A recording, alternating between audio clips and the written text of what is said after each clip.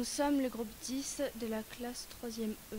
Le sujet que l'on a choisi est la laïcité. On s'est aidé de vidéos, des événements, des textes de loi et la charte qui se trouve dans notre carnet. Et l'arbre de la laïcité qui se trouve sous le préau de notre collège. Pour commencer, je vais vous dire quelle est la signification du mot laïcité et ce qu'elle veut dire pour nous. Puis, mon camarade va vous expliquer la naissance de la laïcité et il va vous citer des noms de personnes importantes qui ont rendu l'école laïque et gratuite. Et, je vais citer leurs lois et la date à laquelle elles ont été votées et approuvées. Puis, par la suite, pour finir, il va vous faire une description de l'arbre. La laïcité est la principale séparation dans l'état de la société civile et la société religieuse et d'impartialité ou de neutralité de l'État à l'égard des confessions religieuses. Le mot désigne par extension le caractère des institutions publiques ou privées qui sont indépendantes du clergé et de l'Église. La laïcité s'oppose à la reconnaissance d'une religion d'État.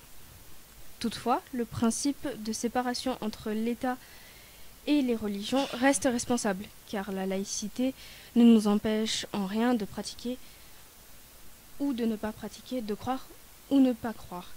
Elle nous interdit juste d'imposer sa religion aux autres personnes et nos idées.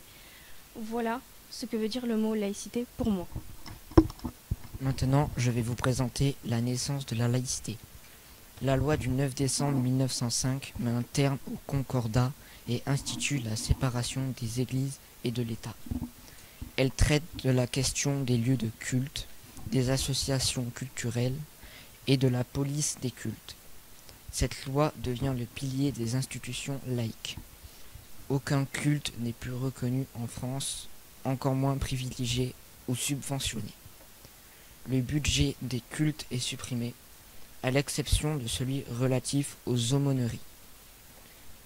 Plus de 30 000 édifices religieux, églises, temples et synagogues sont mis gratuitement à la disposition des cultes. Donc, la France est un pays libre, de choix libre d'esprit.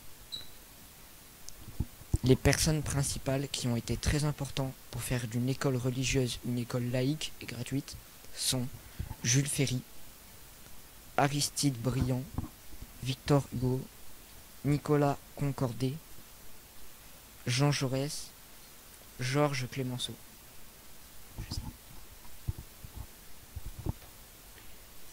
Mais dans l'ensemble des événements qui ont mené à l'aboutissement de l'école laïque, les lois Jules Ferry ont été le plus retenues dans l'histoire du combat pour l'école laïque. Et ces lois sont la loi sur l'école primaire en France, votée en 1881-1882 sous la Troisième République, qui rendent l'école gratuite, la loi du 16 juin 1981. La deuxième, l'instruction primaire obligatoire et participe à la laïcité, à laïciser l'enseignement, loi du 28 mars 1882. Maintenant, je vais vous présenter l'arbre de la charte. Oui, de la laïcité. Cet arbre représente la liberté, l'égalité et la fraternité. Et il est composé de 3 couleurs, le bleu, le blanc, le rouge, avec des mains représentant des gens. Il représente les symboles de la France, le bonnet phrygien et la cocarde tricolore. Les mains, comme l'a dit mon camarade ci présent, représentent la main des élèves qui signifie l'avenir. Le tronc emmêlé signifie que nous sommes tous liés et égaux et quasiment impossible à séparer.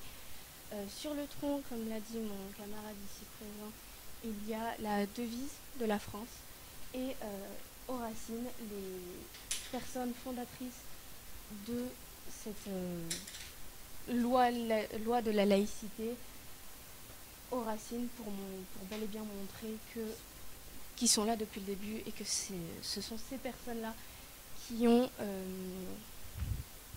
ont créé la laïcité. Bon, nous avons fini de vous présenter notre oral sur la laïcité.